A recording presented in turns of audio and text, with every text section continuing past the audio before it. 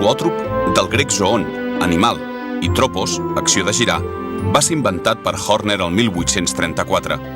La visualització de les imatges mitjançant el zoòtrop es basa en el que anomenaven persistència retinal.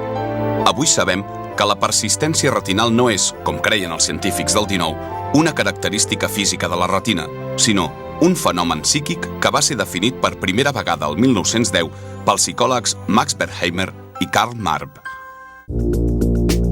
Una parella ballant, un mico saltant, una pilota que bota.